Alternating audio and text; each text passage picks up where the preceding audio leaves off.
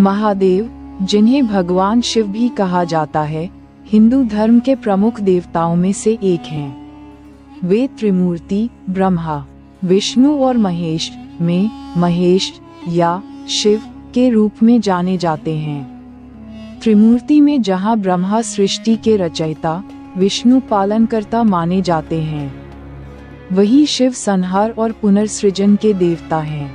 लेकिन यहाँ संहार का अर्थ केवल विनाश नहीं, बल्कि बुराई का अंत और नए सृजन की शुरुआत भी है। इसलिए शिव को परिवर्तन और पुनर्जन्म का प्रतीक माना जाता है। शिव का स्वरूप अत्यंत सरल और विरक्त बताया गया है। वे कैलाश पर्वत पर तपस्या करते हैं, शरीर पर भस्म लगाए रहते हैं और गले में सर्प धारण करते हैं। उनके जटाओं से गंगा बहती है, इसलिए उन्हें गंगाधर कहा जाता है। उनके मस्तक पर चंद्रमा सुशोभित रहता है, जिससे वे चंद्रशेखर कहलाते हैं। उनके हाथ में त्रिशूल और डमरू रहता है। त्रिशूल 3 गुणों सत्व, रज, तम का प्रतीक है और डमरू सृष्टि की ध्वनि का। शिव को भोलेनाथ भी कहा जाता है, क्योंकि वे अपने भक्तों की भक्ति से शीघ्र प्रसन्न हो जाते हैं। वे दयालु और करुणामय माने जाते हैं। पुराणों के अनुसार जब समुद्र मंथन हुआ तो उससे निकला विष पूरी सृष्टि को नष्ट कर सकता था। तब शिव ने वह विष अपने कंठ में धारण कर लिया, जिससे उनका कंठ नीला हो गया और वे नीलकंठ कहलाए।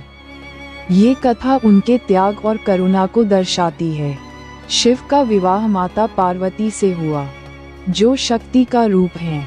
उनके 2 पुत्र गणेश और कार्तिकेय हिंदू धर्म में अत्यंत पूजनीय हैं।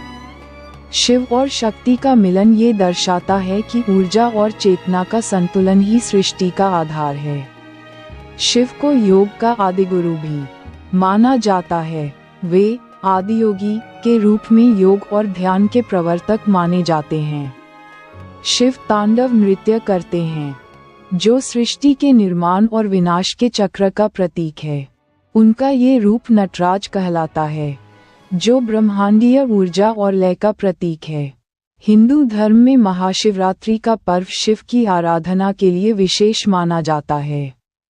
इस दिन भक्त उपवास रखते हैं और शिवलिंग की पूजा करते हैं। शिवलिंग शिव के निराकार स्वरूप का प्रतीक है, जो ये दर्शाता है कि परमात्मा का कोई निश्चित रूप नहीं होता। अंत में महादेव केवल एक देवता ही नहीं, बल्कि जीवन के गहरे दर्शन का प्रतीक हैं।